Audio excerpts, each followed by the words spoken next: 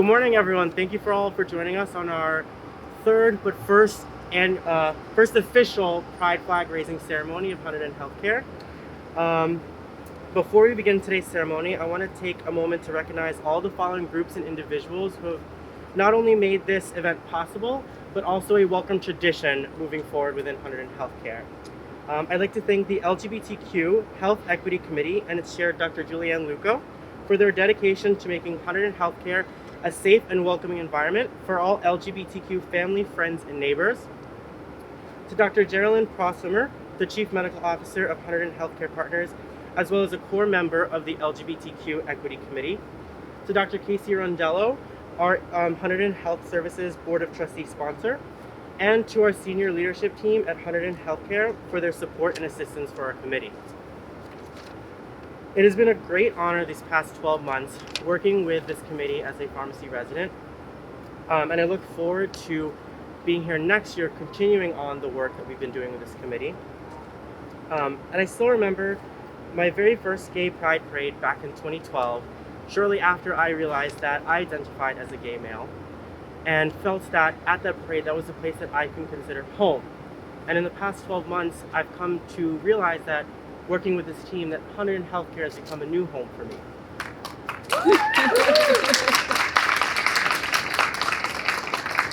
While June is largely attributed as a month to celebrate and remember the incredible uphill battle of LGBTQ civil and human rights progress, our health system continues to recognize that this problem exists outside of the 30 days of June and continues to find ways that we can identify that as a community we can be a more welcoming environment to all peoples. As the first openly gay senator, Tammy Baldwin, said in 2013, "There will not be a magic day when we wake up and it's now okay to express ourselves publicly. We make that day by doing things publicly until it's simply the way things are." The raising of this flag at Hunterdon Healthcare symbolizes much more than just the beginning of Pride Month. It symbolizes that we are a welcoming environment, that we are committed to identifying ways that we can serve our community, and that Hunterdon Healthcare can also be a home for all LGBTQ plus people. And with that, I'll turn it to Dr. Julianne Luco to give a little bit more of a background of Pride Month and health equity. Thank you so much, Matthew. Absolutely. One of the things that I have always loved about working for Hunterdon is I've always felt like our mission was to serve all people in our community and that we welcomed everyone to get wonderful care here. As we work to understand more about health and health equity, we've come to recognize that being truly welcoming and inclusive requires more than simply holding the door open. It is important to understand the unique experiences and needs of our diverse population. For those who've experienced discrimination, there is not the luxury of assumed acceptance. Our LGBTQ plus Equity Committee was created in 2016 as a subgroup of both the Embracing Diversity Committee of Hunterdon, which is chaired by Valerie Brown, and the Hunterdon Healthcare Partners Population Health Committee, chaired by Rose Poole. With the strong support of Hunterdon Healthcare Systems leadership, especially Jerry Proswimmer and Casey Rondello, and input from our Community Advisory Council, we have worked to provide inclusive and equitable care for our LGBTQ plus patients and their families, and to meet the needs of our LGBTQ plus employees and volunteers. So far, we've done a number of things to try to improve our care. We've created an LGBTQ plus Navigator Position, which is held by Sarah Traywin, who's here somewhere. There she is. Sarah is amazing. She works tirelessly with individuals to make sure that their specific needs are being met, and is really a wonderful advocate for our LGBTQ plus patients. We've done a lot of staff education, but we know that there's a lot more to do. We've done education for providers on things like pre-exposure prophylaxis and post-exposure prophylaxis for HIV.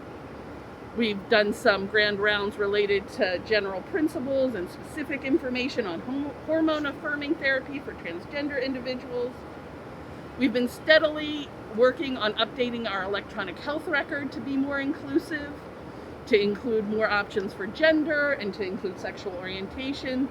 Liz Verhalen has been leading that charge along with Wayne Felmuth.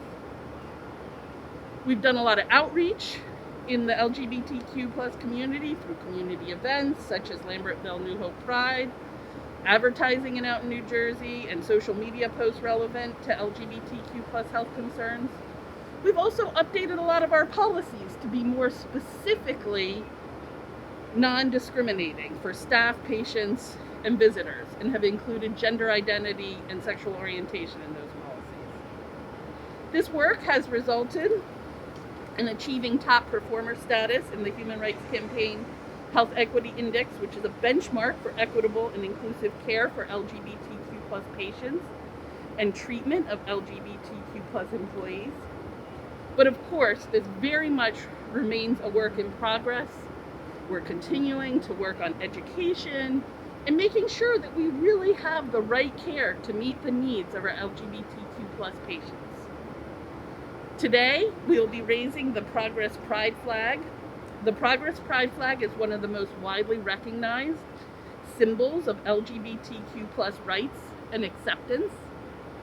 Last updated in 2018 to emphasize inclusion and progression, the 5 new colors build upon artist Gilbert Baker's original 6 colors. These 11 colors represent the following. Red represents life, orange, healing, yellow, sunlight, green, nature, indigo, harmony, violet, spirit, black and brown, individuals of color, light blue, traditional male, pink, traditional female, and white, transgendered individuals. Let this flag serve as a clear symbol that we are all welcome here.